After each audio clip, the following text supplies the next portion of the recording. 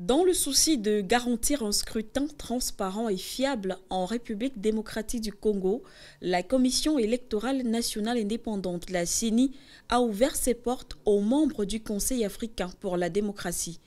Objectif principal, procéder à une démonstration en ce qui concerne l'utilisation de la machine à voter.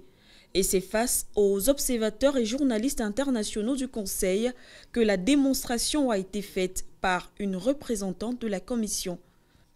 Ensuite, les membres du Conseil africain pour la démocratie ont été reçus par le président de la CENI, Corneille Nangaa, qui est revenu sur les enjeux de ce scrutin, mais aussi et surtout sur la nécessité et l'importance de l'utilisation de la machine à voter dans le contexte congolais.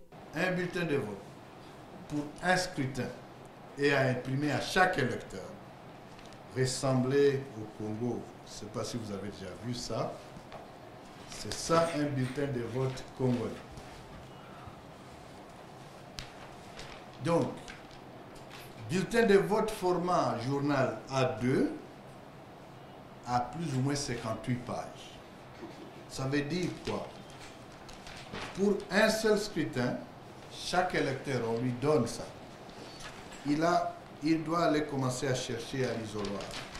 Où est son candidat? Et il tourne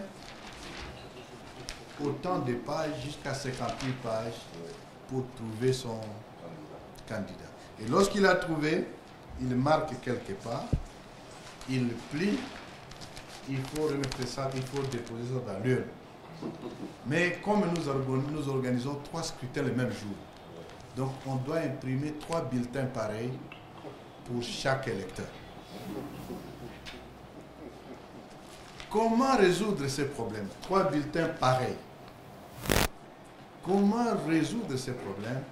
C'est cette question qui nous a amenés à réfléchir pour trouver un système qui réponde à cette exigence légale, mais aussi qui permet de faciliter les votes tout en préservant le principe de la vérité des urnes.